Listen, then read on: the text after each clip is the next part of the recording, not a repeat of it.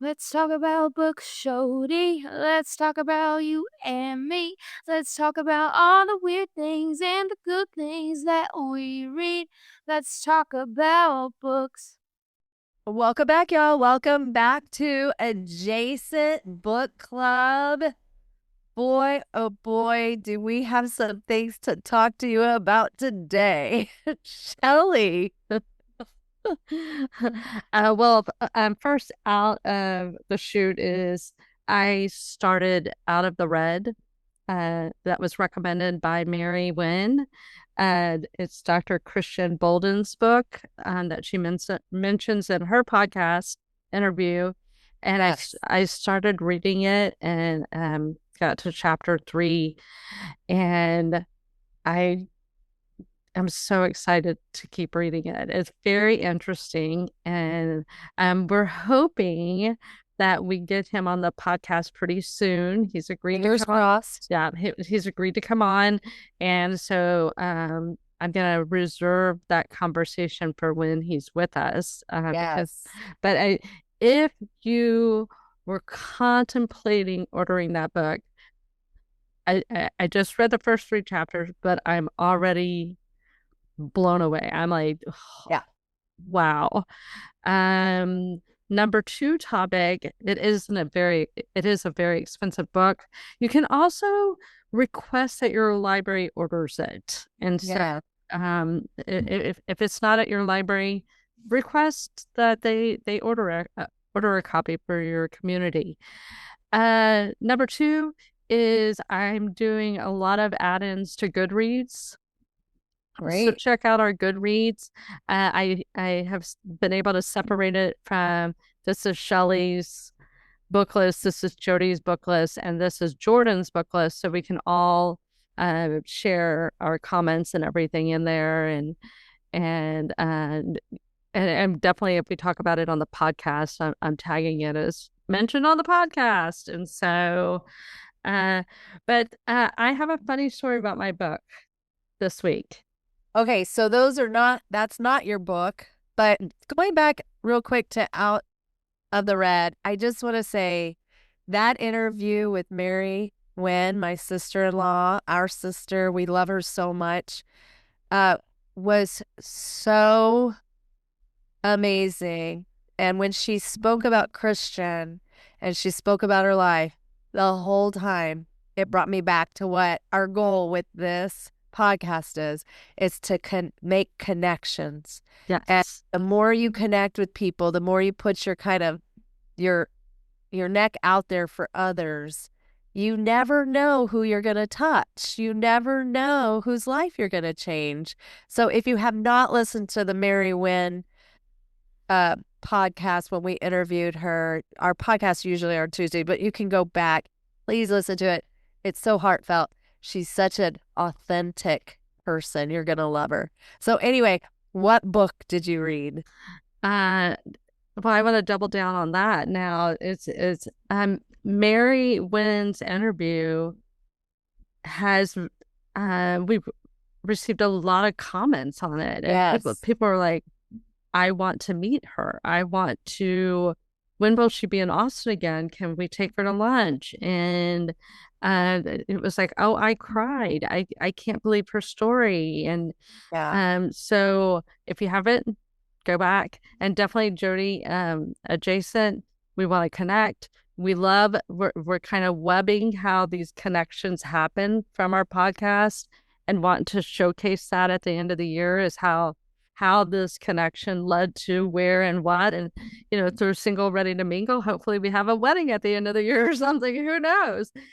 Just those connections, and then it goes back to Adrian saying it's real talks with real people, and that's really what we're doing, and that's our goal.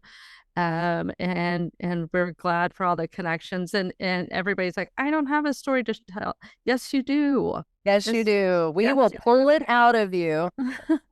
Okay, so if you make a recommendation to me of a book to read, I'm gonna read it. And to be crystal clear, I go into books blindly. And so there was a comment made on our text chain to a few of our friends, and it's, a very pointed, hey, read this book. And so I was like, okay. And so I download it and listen to it audio, and it's called A Mind at Home with Itself by Byron Katie. And Okay. so I have never heard of Byron Katie. I feel like I'm a pretty spiritual person, and I'm definitely a self-help. I love self-help books, and typically when this person makes a recommendation of books, I dive in and I've embraced them. But I'm listening to this audiobook and I'm like, what the heck is going on? What is this? And so I reach out to our friend that made the recommendation. I'm like, whoa. What the holy hell is this? And I don't know if I want to go that deep spiritually. Is this your goal? And they're like, yes, this is my goal. Then I reach out to another dear friend that I love her spiritual journey. And I'm like, hey, what do you think of this Byron Katie lady? And had a beautiful conversation with said friend. And, um, just like in shock at the beginning of this book, like, wow, what is this the goal? I'm so confused. And then we had the next day I was deeper in the book and I was like, okay. I feel like I feel like I'm pretty good on this spiritual thing, and the book gets deeper and deeper on the spiritual journey. And I'm like, yeah, I feel like they're dealing with people that aren't as deep as I am into the spiritual journey. And so I don't know if this book is right for me. I'm feeling like really confused and a little dumbfounded by this book. And then an incident happened in my life, and I realized, oh, hey, asshole, you're you're not where you think you are spiritually. You just proved it. And so then I, leaned in a little bit more on the book, and it gave you some strategies on how to deal with it. But then I called said friend back and said, okay, now I get it. Here we go. And we had a great conversation and really worked through a couple of our issues and had some good fun conversations about it, and really dug deep into the spiritual journey. And I don't know who's on the spiritual journey or where you are on it, but I I don't know if I would recommend this book. Yeah, and because it's so deep into the spiritual journey. I think that's such a personal choice, a hard recommendation. And so I'm gonna list it. I'm not gonna rate it. Okay. I think I think that's too personal to like, hey, I recommend that y'all read this. Sure. Well, was there one takeaway that you're just like, okay, this made me think about this? Yeah, this is the turnaround is pretty much the book is your thoughts are not valid. Your thoughts are not valid. Like you can say, for example, one of the guys was like, I'm mad at my mom. She called me and said, hey, why don't you come home for the holidays? And he goes, no, I'm not coming home for the holidays. And I'm mad at her. And so you go through this worksheet, and Byron Katie's like, is your mom really a bad guy? And the person's like, no, she's not really a bad guy.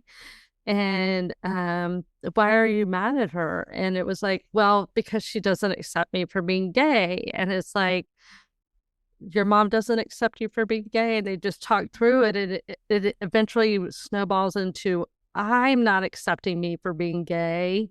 And I'm mad at my mom for not reacting a certain way 30 years ago. And I haven't talked to her for 15 years, you know, and it's like, but the stories we tell ourselves are not always valid. And there's plenty of great books about that. It's like, don't listen to what you think and no bad parts. And there's plenty of great books on it.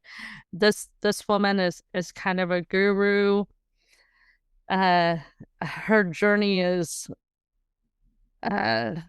shocking. I'm gonna have to read some other of her books to understand. It just was a profound experience. So I'm thinking I'm like, you know, spiritually woke, if you will. And then, you know, we had an issue with a neighbor, and I was like, well, I know it's this neighbor because of this and XYZ, and she's always mad, and so it must be her.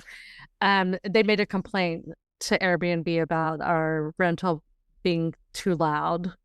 And I was like, oh, I know it's her. And Adrian and I were like, yeah, it's probably her. And then I call her and she's like, oh, no problem at all. And I was like, oh my gosh, I made these assumptions. I'm an asshole. And I'm like, and that's what the whole book was about. And so I had to call back and go, okay, well, I'm not as spiritually woke as I thought. I'm a work in progress. I need to keep doing the work and keep leaning in it. But it was so timely and funny, but my initial reaction was so like, what? I'm trying to move away from all this murdery stuff, and you're sending me this Byron Katie book, and it was like so disturbing at the beginning. And so when you were talking about people who are mad at their moms, well, first off, I've been giving you warnings about these self-help books. Stop it. It's just going to bring you down. Okay. So there's this hilarious comedian named Nick Kroll, and he talks about how he's like, why am I so mean to my mom? And he goes, and we're all mean to our moms. And then he says, and you know what I mean? When your mom calls, you're like, you know, but he said like the F word. And then he's like, and then my mom will say like, I really like that sweater on you. And he's like, what's wrong with all of my sweaters? Why do you only like She's like, hey, I saw this really cool Art Deco lamp. And he's like, how don't you know that I hate Art Deco, Mom?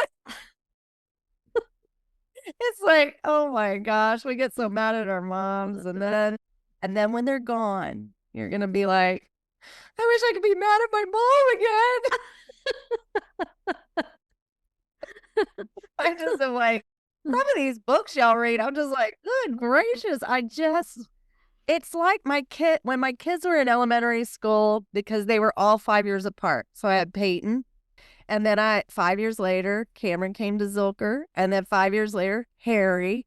And I remember when it was time for science fair again.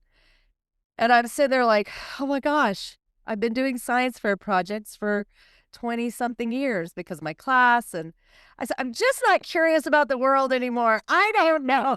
I don't care. I don't know why it's happening. It just gets to be so much. Well, and it was some friend was like, hey, that really wasn't directed at you, that book. And I was like, well, the other two people are in the trenches. They're in the trenches of this life, and they don't have time for a spiritual journey. They're in the trenches of it. But I think when people are in a spiritual journey, a lot of times they are in the trenches, you know, and so that it's like, but reading a book when you're in the middle of it, sometimes it's hard to just digest, you know, to digest it all. So, you know, maybe come to it if you want to. Well, I would skip like the first part because that's what threw me off. I was like, her story and how she got to uh, Her awakening, her awakening. yeah. Yes, that's what she calls it. Her awakening was so like mind blowing. I was like, what's happening? What's happening here? And now she's and again, I go into all these books blindly. I had no idea. I've never heard that name. I had no Okay. idea who Byron Katie was. I'd never heard anything about her. So I just opened this book without reading the back or anything, and I'm like, uh, and so maybe that's not how you're supposed to read a book. I don't know, but I've always really enjoyed it, like Okay. not knowing half the book before I open it. So Well, it's like with in teaching when you get a new kid, and maybe when they were in their other class or in another school, they had a negative experience. I never like to read the letters or the notes from the teacher, the previous teacher. I'm like, I'll read, of course, the if it's an evaluation. Of course, I read that stuff, or if it's an IEP. But sometimes people can come in and it's like maybe they just weren't connected. Maybe it wasn't their cup of tea, right? yeah, So I like to meet a kid blindly to some degree because I want to come up with my own um, connection with them. I want to be the one that, oh, okay. We used to get kids, we would get kids from different schools into my unit. My unit works with kids who have emotional behaviors or, emotional disabilities or traumas, things of that sort. And so I would get kids from all over the school district that would get, come to our school. And I would walk in and sometimes the principal or the special ed teachers or somebody be like, come here, I want to talk to you about it. I'm like, let me meet the kid first.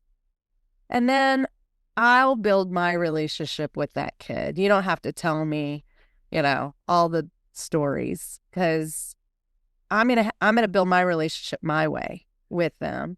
And a lot of times not having that preconceived notion really does help you not have that hurdle to get past, agreed. I do like going blindly into some things, obviously. Obviously, yes. I feel like my whole life is one big, oh, wait, we're doing that? But and that goes back to Out of the Red with Dr. Christian Bolden is that uh there was a predetermined thought on that he was a gangbanger from kindergarten on. I know.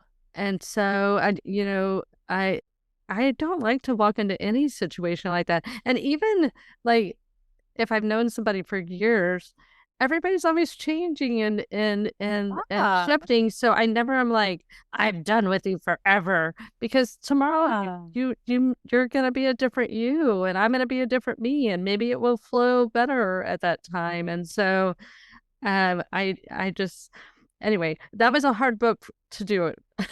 I Did walked you in have to wear your mouth guard? mouth guard. No, I know because my mouth was open wide, going, "What the hell is happening?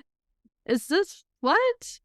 Oh Huh?" my goodness. Yeah. Oh. Oh. And Jody knows this about me, but I have a hard time with people that are so mad at their mom or so mad at their dad and they're in their whatever 50s 60s 70s and they're still like my mom did this to me when I was a kid and it's like when was the last your mom's dead Or you haven't talked to them in so long, and yeah and it's like I say, they've moved on, and maybe you're carrying it, but they let it go. and that's what the book is really about. It's like you're carrying this in your backpack and you're making all these predetermined thoughts about every single interaction you have, and it's not valid. It's not Right. valid. Right. I Yeah. hear you. And so, I mean, that the book has that, and that's great. There's lots of books that are sharing that.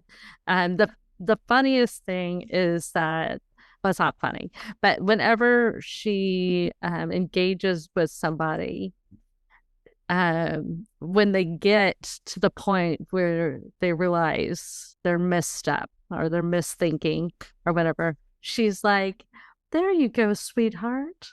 And and it's her saying it in the audio, and it's just, "There you go, sweetheart." It just makes me laugh so hard. Okay. Now, did it sound a little condescending? After speaking to my other friend, that's very spiritual and lovely, she pointed out, and I think this is meaningful to be aware of, is this woman is making so much money now off of her books and her speaking engagements and everything. Um, that she our neighbor felt like it was a little inorganic, like or not, that it was like a Dr. Phil situation instead of a spiritual situation. And so it kind of makes the whole process feel a little yucky. Yeah. And so I'm just wondering because it sounds a little scripted, like Dr. Phil. He does things like that. He'll like, I mean, you're cutting the chicken's head as it's coming out of the coop, and it's like, what? That doesn't even make sense. it is very much like that. Like it's a system and it works. You know, we don't always use it. I mean, it's stuff that y'all teach in school every day as like, your feelings are temporary, that, wash your hands and you're going to have a different feeling about it. And the two movies from Pixar about feelings do such a great job of showing how you just change the lens on something and it changes the way you perceived it. And so it's the same thing.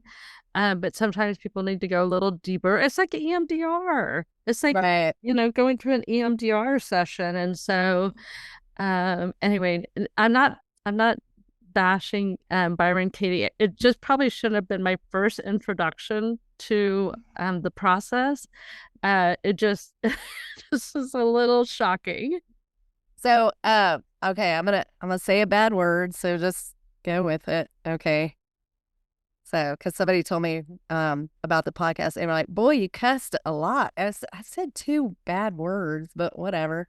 Anyway, but so we said explicit. We said explicit. So there was a kid that I was working with years ago, and we were using Sama, which is a de-escalating technique. It does work. Yes, it does work, but I was trying. So I used to have the script up, so you would ask them. You would basically describe what you're seeing, and then you'd ask them like, "Are you feeling blah blah blah?" Anyway, so I was like, "So I see your fist, or you're making fists. Your face is red, and you're staring at me. Are you feeling angry?" And the kid goes, "What did she say?" She goes, "Well, of course, dumbass." And then I try not to laugh. It's like, or they'd be like, "Well, what the fuck you think I'm feeling?" And yeah, okay. Yeah. Okay, so I'm right. Okay, cool. Okay. Now, what can we do to help you get calm? Yeah. Anyway, but I just think sometimes there is a formula for sure.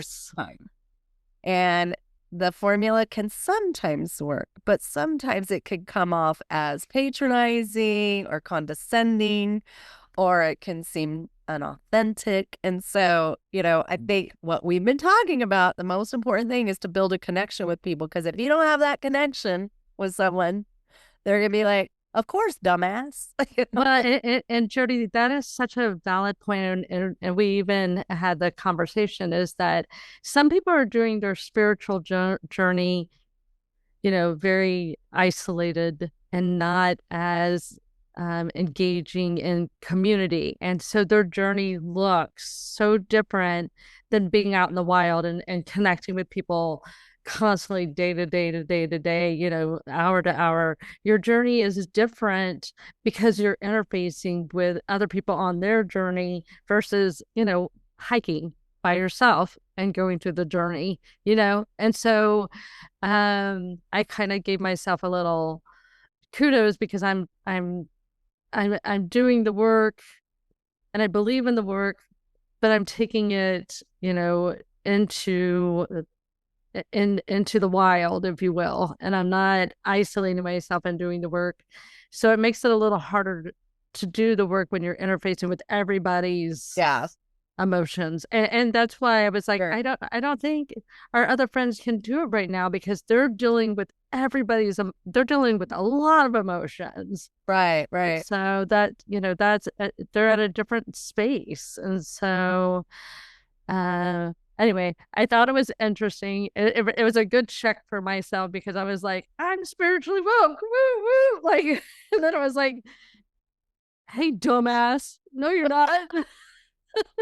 Yeah, I think when somebody says I'm spiritually woke, they usually aren't. Exactly. Agreed. Or they're like, I'm the wokest. Yeah. Yeah. You got to be careful with those like statements about I, me, and lifting yourself to that level that you definitely probably aren't, because spiritual growth is ongoing and we're never really there. And if you're a Buddhist, you're not there for a very long time. Yeah. You might be reincarnated multiple times. Yeah. And it's and I think, and I've had this conversation with our sister Casey, it's like we really just want to get there. When are we going to get there? When are we going to achieve it? When are we going to get to peace? And definitely in this book it was like it never happens. You're never going to get there. There's always going to be turmoil. It's like when you're a kid and you're like, I just want to be older. And then when you get older, you're like, I wish I could still nap and like I did in kindergarten. It's like you're never going to be what you want to be, and you're not going to be in the place that you want to be. But it's like I always say, you know, just you got to kind of bloom where you're planted, and you think it's better over there. But like I say, it's just grass isn't greener. It's just grass. It's just grass, and just being in peace where you are. I mean, that is ultimately what they're all trying to say is be at peace where you are.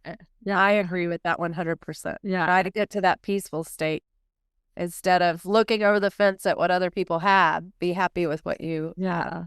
And this is a total sidebar, but I think it, you know, for our age group and folks, this week I had to dye my eyebrows, and right now I look like Girl Joe Marks. And this afternoon Adrian was like, hey, so, and he never says any he never says anything about how I dress or how I look or anything.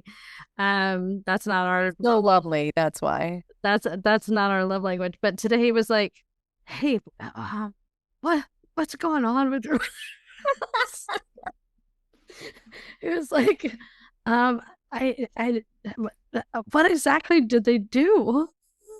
I bet Shelly and I were talking about it at La Mancha. And I said, well, if it makes you feel any better, I guess I went home after having some cocktails one day, and I took one of John's like electric razors and just shaved off like half my eyebrow. And she goes, yeah, I noticed that. And because we were just looking at ech other's eyebrows. So I was like, what is happening? And after I met you, then I went to CPATH meeting. I know. And I had my glasses on the whole time, and I think that kind of takes away from it a little bit. But that's what I wanted to say. It's like we're wearing big eyeglasses, not because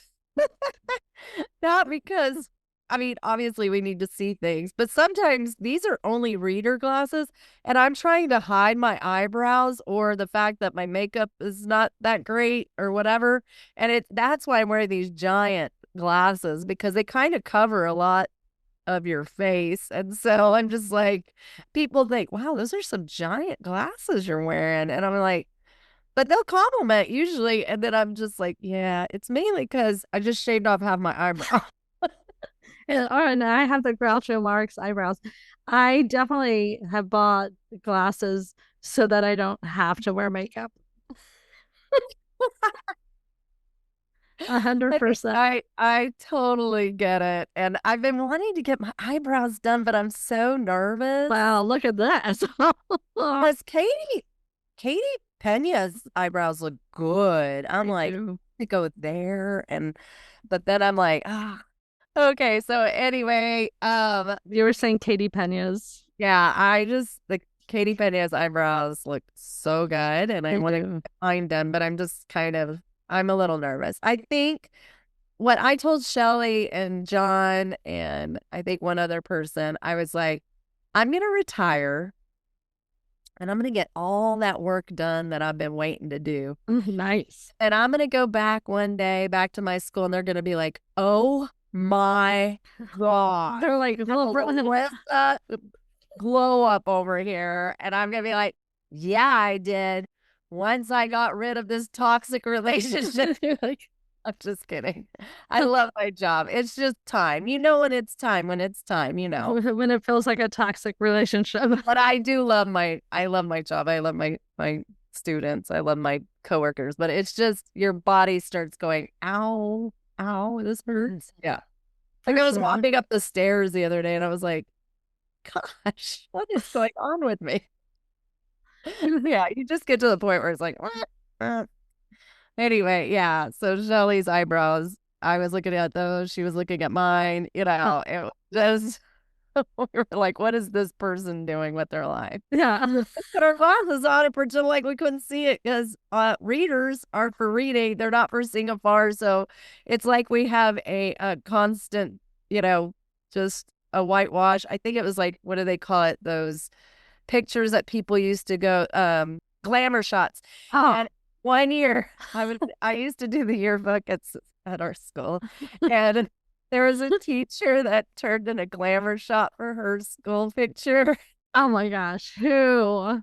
I'll type it in the thing. Okay. Hey, you guys, our chatting during these interviews is the best. Okay, my book. Oh, Shelly, I know you've already read it. Oh my gosh. Ugh. Okay, I read Nightingale by Kristen Hannah. She's the best. She wrote The Women, right? Yeah, she's so good. Oh, it's a historical fiction. It takes place during World War II, when France was occupied by the Nazi regime. And it's two sisters. I read that last book that had two sisters in it too. Vivian and Isabel, and they're French sisters, and they both go kind of two different ways. Vivian is a very big rule-abiding person, and her sister Isabel is more free-spirited, and she gets involved in fighting the occupation, and I don't want to give it away, but her sister also does her own work to fight and save lives too. But it's about obviously relationships and how sisters don't always get along, but the communication, communication, but how important it is about that you're always connected. You're always going to be sisters, and trying to go back to that relationship if you can. The book made me cry a lot. There's a lot of loss. There's a lot of reconnections. It is the ups and the downs, but it's written so beautifully. And I know that Tammy Thompson is not a historical fiction person. She likes fantasy more, I think, than anything. But I would highly recommend this book. It's so interesting because today our kids were reading an article about the kinder transport when the Jewish people in Germany had to ship their kids off to England to live with people that they didn't know on these trains. It's heartbreaking. It Heartbreaking. saved about 10,000 children from being exterminated by a terrible, terrible group of people in history. And I just there are heroes among us. You never know who they are, and they can live in the shadows, but they do great things. And even the smallest act of kindness is a heroic feat at times. And you never know what your one little act of kindness is going to bring to somebody else. But these women in this book just lived through just terrible situations. I know that this book has been out since 2015, but I'm so glad that I read it. And I would highly recommend it. This is another 5. I'm giving it 5. It's so beautifully written. I have not read a Kristen Hanna that I would not give a 5 to. Her writing is so good, but I love historic fiction. I love it. Yeah, add the women to your list. It's about Vietnam. Yeah, I might. And so a person I'd really like to try to interview soon is John's uncle, George. He was a gunner during World War II. He signed up for the war when he was 17. He's one of the oldest living people right now who was in World War II. He was very brave. He went through a lot. He has been interviewed by PBS and different universities. I don't know if he'll be able to share as much as we want him to, but his daughter, Mary Lynn, who we also want to interview. We want to interview in her own right, but she can speak pretty openly and maybe be at the interview with us. But he is just this incredible person who had seen so many difficulties in his life. But, it's just this these people that are living, we need to continue to reach out and talk to them and get their stories out there as much as we can, because I cannot believe what they've been through. I know. We're going through historical times right now. I cannot believe some of the things that people are going through. And it's always changing, but I cannot believe the devastation of World War II. And then, with the Great Depression before that, it's just, and going through that, I just can't imagine. No. I can't imagine. They were very much the strongest generation in my mind. And they were those people that they didn't stop and think about helping someone. They just ran in. He was 17 when he went to war. 17. Yes. And he was little. He was a little man, so he could fit in that little bubble in the section of the plane, and he would be the gunner down there. Well, he told us when I was there last, he was like, yeah, there was no training. It was like, get up, go, get in there. We'll tell you. Yeah. There was not like the military now where it's like, hey, we're going to do training for, 3 months and then we're going to send you out there. It was like, hey, you're here today? Okay, well, you're the right size. Well, I will say anybody that serves in the military, you give up so much for people. And we don't even know half of the things that you have been through. We don't know all of your sacrifices. No. But our dad was in the military. Our grandfather was in the military.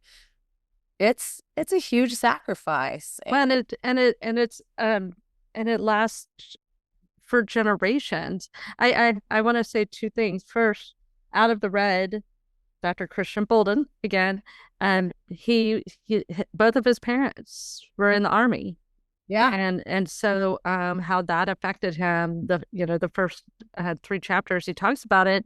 But also we get the luxury of debating our spiritual wokeness because of all of the work and the sacrifice that our ancestors made. And it's just, not to take that lightly, is that we are very fortunate. I know it's hard times. There's a lot of turmoil in the world right now, but we have the luxury of having a podcast. We have the luxury of debating spiritual status, because of the sacrifices previous generations made. And I think that's profound. Well, on a lighter note, so Shelly and I, we are trying to meet once a month with Tammy and Letty at Flo's. And today we went and met them, and Shelly was talking about some friend of hers and just kind of gushing. And Tammy said something not mean, but it was like, well, you should connect with her. And Shelly goes, what did you say? Did you say to hell with her? And then Shelly goes, I don't think my hearing aids are working. I said, she didn't say that. Anyway, but again, if you have not been to Flo's, yes, it is amazing. Well, the Justin Bieber guy wasn't there. I know. And I was gonna say something about. I remember we discussed that I tried to go a year without crying. Obviously, that's over. Oh yeah, yeah. She cried. She was crying about one of our friends and their poor kid and everything, which I get. I get why you were crying, but she started crying when I was ready to go, and then I felt like, I gotta go. I'm sorry, tired. It was like our first day back. I was just like tired. So I want to get a job at Billy's, but I mean, I'm sorry, not at. I do want to get a job at Billy's. I was just looking at my paper. I do want to get a job at Flo's. No, the reason why we're doing this podcast is so you don't get another job. I think I am gonna go work at Billy's one day a week and then invite everybody there. That's hilarious. And then I'll get to hang out with them. And when I'm hanging out with my friends and our friends anyway, I'm waiting on them. So it's like, exactly. You might as well get tipped. I just will get tipped. My big news is our school's 75th anniversary is coming up, but I have to tell you the funniest thing. Oh, yes. We're sitting in a circle. We're meeting about the 75th anniversary that the school's been open. They've been open since 1950, established in 1950. And, we're all going around and introducing ourselves. And, of course, it starts with Vreeland. And Vreeland's our school counselor, beautiful, amazing, perfect, incredible person. And she goes, I've been here since, 2019, I think she said. And then it came to me, and I'm like, really? And I said, I've been here since 1996. And everybody there was like a collective gasp, like, wow, wow. That's Did you open this school? And so then it goes around, everybody tells. And then Miss Pitts, our principal, she goes, well, you won't see me here in the celebration of the 100th year. And I said, or you might, because I was there when we celebrated the 50th. You never know. You never know. You might still be here, but, it's okay to move on, people. You don't have to just stick with the same thing. And then we had Graham move. That's a big thing. So we are enjoying her new place that she's moved to. And then I want to tell you 2 podcasts that I've been listening to. These are my recommendations for my podcast friends out there. I love the podcast Judgey Girls. Now, this is just a fun podcast where they talk about reality TV. And Cheryl and I love reality TV. And my sisters, Casey and Amy and I, and Shelly kind of hits and misses it. But a really good one also is Pretend. And it's about a guy who talks about con artists, and it's quite interesting. And he deep dives into some con artists that you're going to be shocked by. And he does series. So it'll be like season 1 is 10 series about one giant con artist. I kind of switched. I used to listen to the murdery stuff a lot, but then I would get anxious about it, and then I would think I was getting murdered, about to be murdered everywhere I went. So I had to kind of take a break. But Pretend is very interesting. He's a great, great what do they call it? Like where they deep dive podcaster. He investigates the podcast. And then my last one is Something Was Wrong. She is incredible. She also does the same type of thing. Each season is a different series of where she talks a lot about con artists as well. And I'm just shocked with what they can get away with.